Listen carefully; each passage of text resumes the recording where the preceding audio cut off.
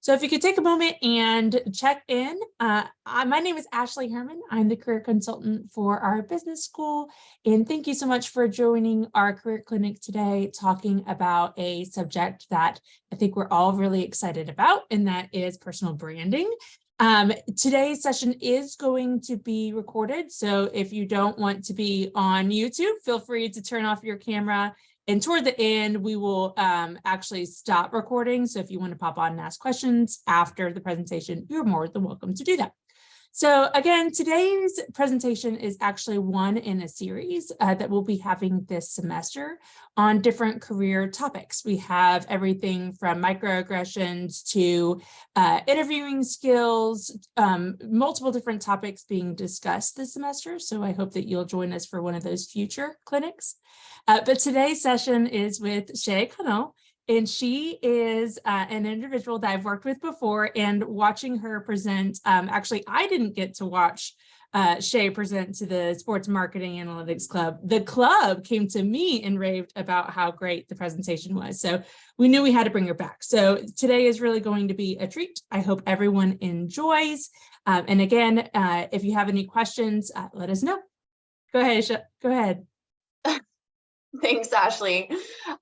So hi, everyone. I am super excited to be here today. Thank you to Mercer, the business school, to Ashley and Stacy, and CCPD for having me. I love Mercer. I've been working with Mercer for about 6 years, so it's always a treat for me to come and chat. And Ashley, thank you for that shout out. That's super special. Love to hear that. So I'm not a Mercer grad, but I have been, like I said, working with the business school since 2017, which is absolutely wild. Just doing some of these different career development sessions and whatnot, and then working specifically with Sports Marketing and Analytics Club. And it's been really special to be able to build these relationships over the last couple of years. So I'm excited to be here today as we talk about one of my favorite topics, personal branding. So we're going to be diving into that. And just to start this off, when I say personal branding, I'm sure that so many of our minds go straight to influencers, at least mine does. So those accounts on Instagram or TikTok that are branded, right? Branded with a name, a face, an aesthetic, something that we recognize. Those that are using social media as a platform to actively build a brand, right? Increase their relevancy, what have you. And there is absolutely nothing wrong with that, right? They're trying to increase their market value to make money. You know, you do you, y'all. So here for it. But what that lens doesn't so much consider or recognize is that process of developing a personal brand is a much bigger responsibility to ourselves. And it's sort of a never-ending journey. It's not something we like slap a logo on, slap a tagline on, create a brand identity or visual identity around. It's something that it's always evolving. For us and for y'all who are in this, this student space, this university space, like this is your fun starting point where you get to build that foundation that's just going to continue to evolve throughout your career and throughout your life. So that said, I'm going to preface sort of how we're going to do this today by saying it's so much more of me talking than what I like to do when I'm facilitating a session. But here we are. So there's going to be a lot of me talking. I'll tell you a little bit about who I am. I will also be talking about just some of those best practices for personal branding, as well as some questions that we can be asking ourselves as we're developing that brand and sort of setting that foundation, especially as students. Y'all are really getting sort of a jump start on a lot of this work that is going to really carry you through your career. So personal branding is all about identifying your strengths, defining the value that you can provide, the impact that you can have on others, whether that's how you show up as a friend or a mentor, a coworker, an employee, and then being able to communicate that So telling your own story in a compelling way that showcases that value and that impact, but of course, also showing up in the world in the way that you want to show up, right? With that visual identity, so to speak. And that takes some reflection to craft that. And so, like I said, we'll talk about that a little bit today. But what I figured we could start with is just me filling y'all in on myself, my background, and how my personal brand has evolved, and how it's played a really huge role in where I am and where I find myself today. So these days, I work for an educational technology company, or an education technology company. So it is so far outside the realm of where I thought I would be at this point in my career. And you'll find out a little bit about why that is as I dive a little bit deeper into how I got to where I am. So currently working for a company called Renaissance Learning. We make educational software for kids K through 12 to use at home and in classrooms. So that software is used to teach kids to learn how to read, practice reading to learn, and then how to do math. We help teachers and administrators monitor students' progress as they progress through their curriculums. Our mission as a company, and this is something that will come up a good bit during this talk today, our mission as a company is to accelerate learning for all children and adults of all ability levels and socioeconomic backgrounds on a global scale. So pretty incredible thing to sort of get behind, and one of the reasons why I joined this company in the first place, and why I made this pivot from what I really thought my career was going to become. And pivot is certainly a word that you'll hear a lot from me today. So I apologize ahead of time, but look out and watch out for it. It's very much a part of sort of what makes my career at this point. So in my current role, I manage our sales learning program. So I'm responsible for developing and executing learning paths for our new sales employees to learn about our product portfolio, to be able to sell our solutions to our customers, but also to get a handle on what it means to and how we sell at Renaissance. And interesting piece about this role that I find myself in now is that many of our sellers are former educators transitioning or pivoting away from the classroom. So that presents a really interesting set of challenges when you've got a sales force that has never sold before. So it's my job to make sure they're up to speed, that they're set up for success in their first few months with the company, but also that they're supported in their development as they progress into their tenure with the company. Now, learning and development in a nutshell is what I do. So I teach adults how to do their jobs for a living. And this is something that I've actually only been doing for about 3.5 years. And I've only been with my current company for about 6 months. Now, if y'all saw the blurb that CCPD put out about our time together today, you likely saw that I'm a self-proclaimed pro pivoter, which is a bit of an interesting word to sort of, establish yourself with, but it has become one of the pillars of my personal brand. And here's why. I'll get into the why here.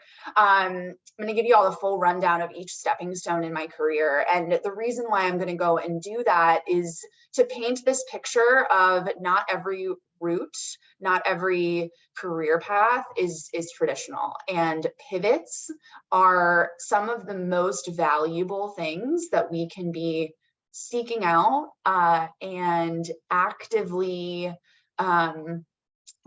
participating in as we evolve in a career. So hang tight, y'all. I think I'm gonna try to count how many times I use the word pivot or how many pivots I've done. Maybe someone that can do that for me.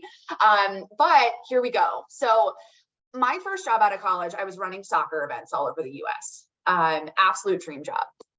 Okay. I made some interesting life choices. I quit that dream job and followed a boy to Atlanta without a job, I might add. So I consider this pivot number one. I finally found a job with an event management company, but that event management company was acquired a few months into my tenure, which meant my role was no longer deemed necessary. And I found myself back on the job hunt. So pivot number two.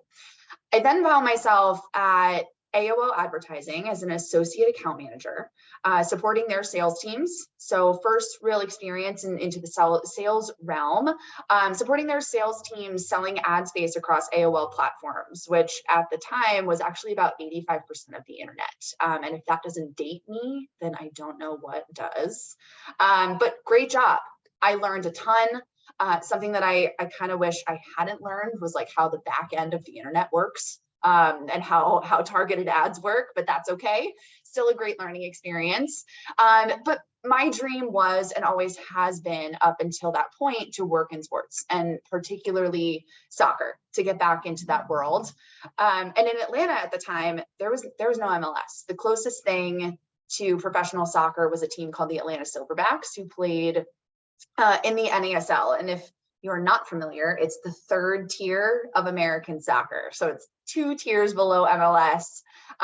There's the USL and then there's the NASL. So it's barely professional. There was absolutely no money in it for the club, for the players, or for me.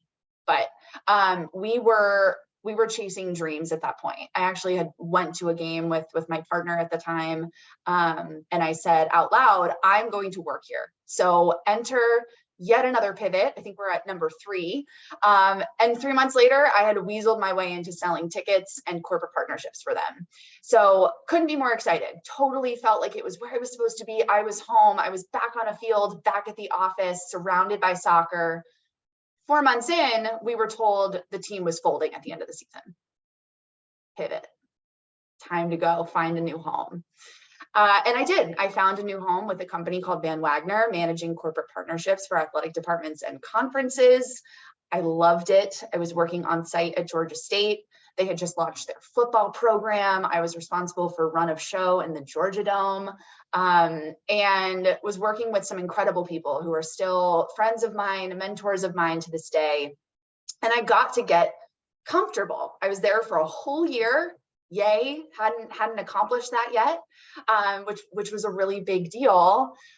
But pivot, my partner got a new job in a new state. And keep in mind, this was well before remote work was the norm. So on to another job search. And that job search led me to a marketing agency in my new hometown of Greenville, South Carolina. Unbelievable experience, incredible clients, learned a ton. But one morning, I woke up to a message from my previous boss at Van Wagner, offering me the opportunity to come back, but work remotely, which was kind of unheard of at the time, to get a chance to work in sports, but work remotely and have the flexibility to do what I needed to do in my life. So pivot. I've officially lost count. I was there in that role for 3 years. It allowed my partner and I to make another move to Charlotte, North Carolina for his job. It felt very much like everything was falling into place. And this is really where I started to hone my understanding of sales. So how to retain customers, how to keep customers happy, that all sales is building relationships. So earning trust, building loyalty, doing so in a really, really human way, right? Creating those human connections. And ultimately in business, human connection is what drives revenue. So, I mean, my brain was full of all of these ideas and experiences that have truly only served me in this role that I'm currently in. But 3 years into that role, enter another pivot. You guessed it. I'm probably getting real predictable at this point. But this one was really intentional. This one was purely money motivated. I was progressing in life, but not necessarily progressing in my career or financially. And my company at the time made it really clear that they weren't going to help me achieve some of those goals that I had set for myself. So this time I pivoted, and I actually pivoted careers. So went into recruiting for creative and marketing roles specifically. And again, I have no idea what pivot I'm at. Maybe you're keeping track, probably not. But this is at this point career number 2. So lots of pivots, but now we've shifted into something totally different. And career number 2 was something that I really excelled at. Because of all of these pivots I had experienced up until that point, I was uniquely positioned to be able to help others as they were pivoting their careers and their roles. I could really empathize, really sympathize with what they were going through, and was able to use that experience to really coach people through that process. So couple that with my understanding and ability to build relationships with clients, I had more success in both wins and commission than I had ever had in my entire career, which was absolutely great. But I'm going to be honest, I had this like nagging feeling, many moments where I knew that there was something else that I was meant to do. This was great. I'm excelling at this, but I think that there's that next step. I just needed to figure out what that next step was. And what I did know was that it was along the same lines, guiding others, serving, coaching, teaching, and boom, another pivot into learning and development, which is the realm that I have been in for the last 3.5 years, but the realm that I do not plan on leaving anytime soon. So now the story that I just bored y'all with, it could have gone in so many different directions, right?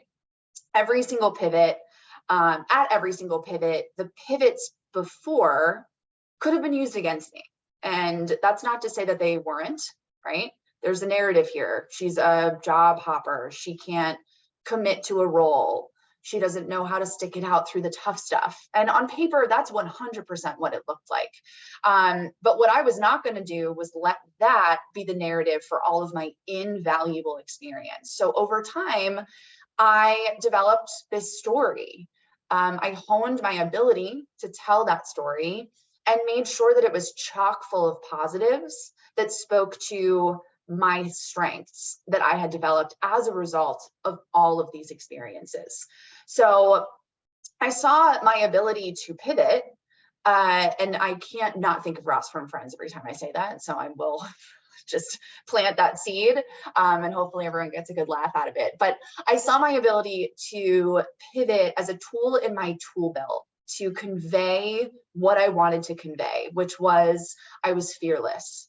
I was unafraid to dive in head first, to hunt for the next opportunity, the next client, the next customer, whatever, what have you, to build relationships, to be flexible, to think outside the box, to make shit happen. Excuse my French, but it lives on my wall right next to me every single day. So in doing so, not only am I conveying what I'm able to do, but I'm also conveying my value, that those strengths could provide in that next role, with that next hiring manager, within that next company, and truly be able to speak to the impact that I could make. So what it became was a pillar of my personal brand. And while that personal brand has evolved into sales trainer, empathetic coach, energetic facilitator, relationship builder, pro pivoter has been a mainstay and something that continues to convey who I am and how I show up in the world, both professionally and personally. So long story, and I hate hearing myself talk, but here we are. But enough about me. What I want everyone listening to do is think of your favorite brands.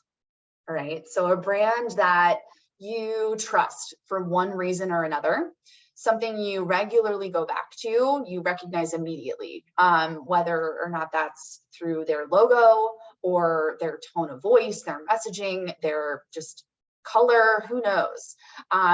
Anything come to mind? I'm curious. And if you want to throw it in the chat, go for it. I don't even have it open up right now, but see, great minds think alike. Chick-fil-A is on my brain as well with this. So thank you for that. So one of my favorite brands, especially on Sundays, because it gets me every single time, it's like all that I want, is Chick-fil-A. And studies consistently rank Chick-fil-A as having the strongest brand in the quick serve restaurant category. And it's not because of their logo or how functional and easy to use their app is, even though that's all true. Chick-fil-A is purpose driven, right? It has really clear cut values that permeate through everything that brand touches. And just about everyone knows their story and their why. Their why is defined. And they take their why and they take their reputation very, very seriously, and have really doubled down on inspiring passion and loyalty from a smaller subset of an audience of customers, rather than just trying to please everyone. And Chick-fil-A is a great example. There are so many other examples, but hey, we're in the South. We love our Chick-fil-A. There's one, I can literally see the sign from my from my office right now. So much that we can take away and learn from these corporate brands as we are looking to develop our own personal branding and our own personal brand. And there's 4 things here that I want to highlight specifically. And so number 1 is defining yourself, right? So think about Chick-fil-A. There's a clear definition to who they are, what they do, and why they exist. And corporate brands, especially Chick-fil-A and any other brand like it, they pay big money to develop, right, that definition. So, and in that definition is a mission, our value pillars, and they also pay a lot of money to make sure that that messaging is clearly communicated, right? That anyone that comes across their brand knows exactly who they are, what they do, and the why behind their existence. So I want y'all to think about, how do you define yourself? Who are you? What do you do? Why do you exist? Why do you want to exist? And these are all questions that we can be thinking about. I'll provide some additional self-reflection questions towards the end of this talk, but just something to be thinking about. And even noticing as you're out in the world, looking at these different brands, being a consumer, pay attention. What are they saying? What does their messaging sound like? The other, the second piece to this that I wanted to mention was the reputation is everything. So Chick-fil-A, another great example of this, right? Brands strongly protect their reputation. So what they do is they're ensuring that what they say, how they act, and how they show up in the marketplace is consistent and stays safe, right? They go to great lengths and spend a lot of money to protect their reputations, because it's how people associate them, or how people associate the brand with them. And so same for you. Think about, what do you want people to associate with your brand? So what do you say? How do you act? How do you show up in the world? We know so much of this is about integrity and holding yourself to a standard. So some questions to be asking ourselves, again, with how our brands, how we want people to associate, or what we want people to associate with our brands. Number 3 here is the willingness to iterate. So we see brands evolve all the time, right? They change their approach, progress with the times. I can think of a few right off the top of my head, but I'm curious if there are any that come to mind. Feel free to throw that in the chat as well. I talk a real big game about this whole concept of pivoting, but it doesn't mean that pivoting and iterating and changing course isn't freaking hard. And it can be really difficult to let go of whatever sort of isn't working and find a better way forward. But to succeed, it's essential. So one of the things I'd love for everyone to think about is, who have we seen do this and do this really well, right? Protect their reputation, but also iterate and change course and take accountability for that change. When it comes to sort of job searching at this point in y'all's, your careers, your young careers, did you get a no? Did you bomb the interview? That's totally fine. Don't wallow in it, right? Figure out what went wrong, change your approach, and get back to it. Like Chick-fil-A, your brand is not going to be for everyone, and that's really okay, right? So my 4th point here is investing in yourself. So I'm going to call our good friends back at Chick-fil-A. They invest in their business and they invest in their people, right? It's actually, if you go on their website, it's right underneath their value on their website. It's like a section called Life at Chick-fil-A, and it outlines all the benefits of working for the company. And a huge piece of that is learning and development. So think about how you can take your learning in your own hands. Think about what you would love to know how to do. What are the skills that you want to hone? What experiences would make you better at the job you're doing now or the job that you want? And how it might even just improve your life in general, not just in a professional sense, in a personal sense as well. Making that development a priority has some serious ROI, especially when we're talking about that personal brand. Okay. So again, a lot of talking on my part, but that's okay. We're just going to keep going. So 4 things that we can learn from our corporate friends over there, especially at Chick-fil-A. Now let's talk about how we can actually go about developing this personal brand. Think about your personal brand not as a suit that you put on in the morning and take off at night, right? This is something that you embody, that you, it's the way in which you interact with your family, right? Your friends, your colleagues, in business meetings, at a tailgate, when you're calm, also when you're losing your cool. It's a mainstay. It's a trademark of sorts, right? It's an asset that you should actively protect, while also continuously molding and shaping it, right? It's never staying in the same place for long, because the goal here is to grow and evolve, and for our personal brands to grow and evolve with us. And with that brand is, just like Chick-fil-A, a mission, values that back up that, or Chick-fil-A, the company that I work for, right? We've got a really clear mission that we stand behind, that we start every single conversation with, because it tells us our why. Backing up that mission, having a founding story, along with all of those pretty things like visual identity, logo, colors, typography. But that visual identity doesn't mean anything without the mission and values to live up to, right? What we're associating with that visual identity, that thing that we see outwardly. So I don't even know what we're like 20 minutes into this thing, and you're probably like, oh my God, Shea, like, just tell us what to do. How do we build a personal brand? And so I'm here to tell you, I can't do it for you, right? Your friends can't do it for you. Your career counselors can't do it for you. But it is all about self-reflection. So you and only you can decide where you want to go in your career, how you'll be able to gain confidence in figuring out what kind of employer you might be interested in hiring you for your unique skills and for what particular reason. So I'm here to sort of back up, slow down, and first of all, hopefully put your mind at ease in saying, take a pause, think, and relax about this.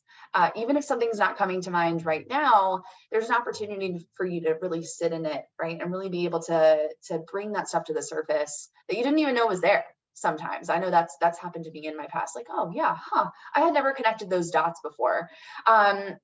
So I want to empower and encourage everyone on this call to think about this not as rocket science, okay? Not as brain surgery, but it is all about awareness, and awareness, looking inward. All of those things can sometimes be really, really uncomfortable, and that's really okay. And this isn't so much about making a list of goals or jotting down those dreams, aspirations, wishes for what you want to be, although I do love a good list of goals and dreams and aspirations and manifestations and all of those things.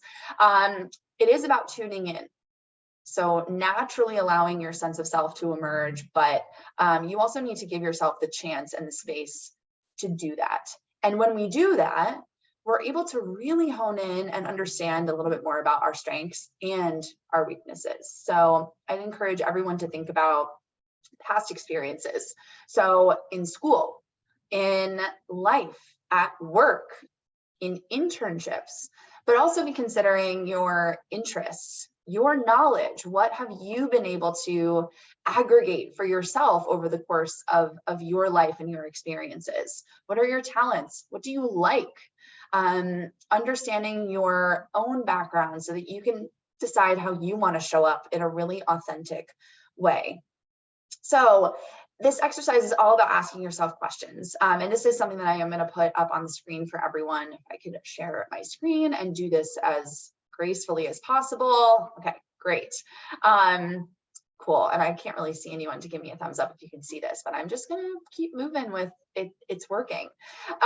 So a few of my favorites on this list here are what inspires you, what sparks your creativity, what are some things that energize you, that you enjoy doing? Thinking about what you like is the first step in getting after this, okay? The other thing that I want to call out here as well is this idea of how have you handled disappointments? And this is a really interesting one, and really important for that like personal accountability piece, right? Thinking about what has thrown you off in the past. Are there situations that you could have handled differently and plan to moving forward? These are the kinds of questions that make you look inward and think, you know what? Yes, this is how I would have handled it differently. And ultimately, that's how I want to show up in the world, right? This is who I want to be. Some other things that are interesting here and can get a little uncomfortable, but y'all, there is no growth in your comfort zone and no comfort in your growth zone. So some questions to be thinking about: what do or have your family, friends, coworkers, employers, etc. appreciated most about you? Right? What do others think that you do really well? What do they think that you are uniquely qualified to do? And I know that when I was in school, I probably couldn't have answered these questions. And I also know that I was really afraid to ask because I was really afraid to know the answers. But I am here to encourage you and empower you to ask these questions, to put the fear aside, the pride aside, the ego aside. Find someone that you trust, that that will help you understand how you're perceived by your circle, your inner circle, at work, wherever you want to dive into that. But keep it positive, of course, right? But also be really open to feedback. And rather than seeing some of that feedback, even if it does have a negative connotation, rather than taking it as a personal assault, think of it as an opportunity to grow and understand more about how you want to show up in the world, right? And really being able to dig into that. So hopefully some of these questions are helpful in just being able to frame how we can really dive into this, understand more about who we are and how we want to show up, to really be able to put that pen to paper, to understand a bit more about our brand and how our brand can be perceived out in the world. This is all about honestly evaluating your capabilities, your experiences, and your intention. And I want to be really clear too, this is not about self-criticism, but it is about getting into the practice of awareness, not shying away from our mistakes, but also not shying away from our victories, right? Being able to really tone in on those strengths. And when we better understand ourselves, we're able to better understand our own gifts, our own weaknesses, and be able to actually communicate that story and tell that story in a really compelling way. So that's the tough stuff, right? The self-reflection, the inner work that helps you to really develop that mission and those values. But we live in a visual world, right? Our brand in the visual sense is nothing without the mission and values and founding story to back it up. But that doesn't mean the visual identity is any less important. And ultimately, in most cases, it's what's making that first impression as we are networking, as we're applying for jobs, as we're sending out those emails, trying to make connections. So some best practices that I do want to leave y'all with today, you've probably heard before. I'll be really honest. This is probably not new information, but hopefully it does sort of put a bow on this whole concept of personal branding, mission, values, and then of course, how do we visually show up? So first and foremost, LinkedIn. And I'm speaking, I've got my former recruiter hat on here. LinkedIn is the single most powerful professional branding tool. And one of the first things that we all see on LinkedIn is the profile picture. So cannot stress enough to have a professional looking profile picture. So nothing from nights out at bars with like, drinks blurred in the background or friends' faces cut in half. If you do not have a professional profile picture, throw on a blazer, stand in front of a simple background, and have a friend take a picture of you in portrait mode. Portrait mode is gold, y'all. It's pretty incredible. The other piece to LinkedIn is the way that you are truly able to craft your narrative, craft your story. So I would encourage everyone to complete that bio. So take that self-reflection, those questions, your experiences, and craft that story. Infuse your mission and speak to your value and ultimately your impact. And that's the perfect place to do it. The key to LinkedIn as well is for this thing to always evolve.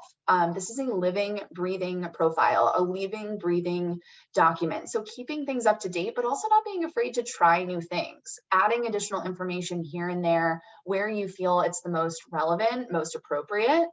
And I've worked with lots of students, particularly Mercer students, and one of the things that I hear the most is that, well, I don't have the experience to fill out a LinkedIn profile. And what I want y'all to realize is you absolutely do. Do not forget about the projects that your incredible professors have had you completing over the course of your years in school. That stuff is really valuable information to be including on that LinkedIn profile. So the projects, the deliverables, what role did you play? What was the quantifiable impact of that project?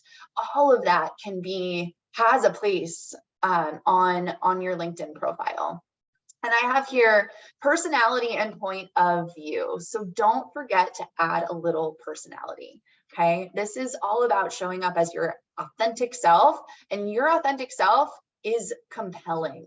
So compelling. So we want to hear your voice. And when I talk about point of view, I mean, don't be afraid to join the conversation. So did you read a cool article about something that intrigues you, that you're passionate about? Don't be afraid to share it, or don't be afraid to comment on someone else's share of that article.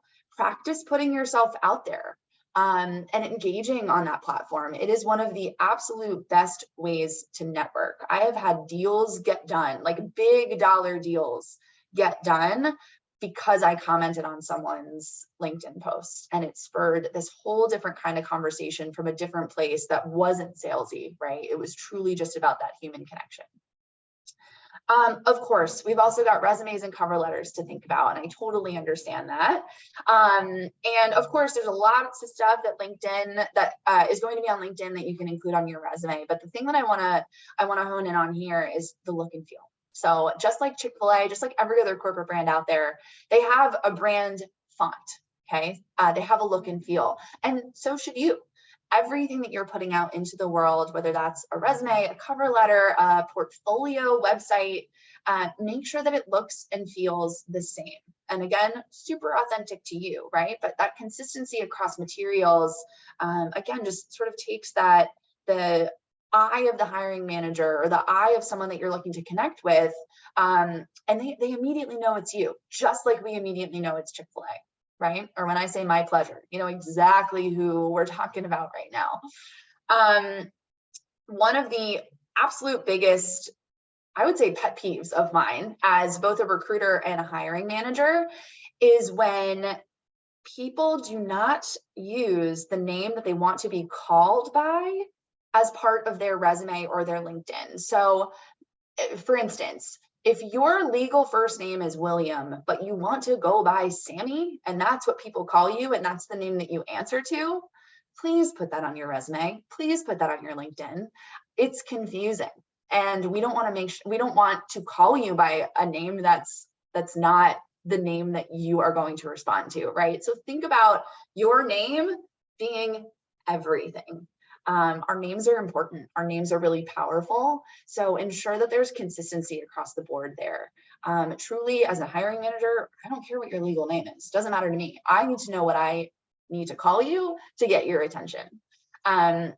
So be thinking about that. Other piece to this is your name is everything. So is your email, right? So making sure that that identity is consistent across the board, that I know exactly who I'm communicating with based on what is included as your email address. I've seen some doozies. I'm not going to get into it right now, but happy to provide some examples if you're confused. But yeah, make sure that that name and that email is professional and is a representation of who you are. And last but not least, y'all, I am giving you permission to stalk. So especially at this point in your careers, in your lives, as you're transitioning into this new fun place of looking for jobs and trying to figure out how to brand yourself across these different materials, stalk, go on people's profiles, take screenshots. I mean, definitely don't, copy everything that's on someone's, but pay attention to their tone, their personality, the way that they're infusing their mission and their value on that site and within their different websites and portfolios. See how they show up as their personal brand and take notes. Aggregate that inspiration and those ideas and those thoughts, and keep those notes, right? It might not be relevant to you now, but it very likely will be relevant to you in the future as you progress into your career. So moving pretty quickly here, but that is okay. I'm going to leave y'all with one of my favorite quotes. And I wish that I had learned this and heard this earlier on in my career, but this is from Emmanuel Acho. Your experience is your expertise. And this is something that's helped me redesign my thoughts around my lack of experience. I have a lot of experiences, right? But they're a bit piecemeal. And so I still have these moments of feeling like a total imposter. Like I have no idea what I'm talking about. But again, this has really helped me redesign my mindset and really work on using all of those roles, all of those learnings to my advantage, and how I can package them up in a way that speaks to my strengths, my value, and my impact. And ultimately, that is what is my personal brand, right? That's what makes up that entire identity in the way that I show up both in my personal life and my professional life. So again, I think we have about 15 minutes left. Your experience is your expertise, y'all. I very much appreciate you listening to my voice for this long. I'm a little ready to not hear myself speak anymore. But thank you so much for listening. And thank you again to Ashley, Stacy, CCPD for having me. I hope that y'all got something out of this. And I'd love to open it up to any questions if we do have some of those. Yeah, I'll hand it back over.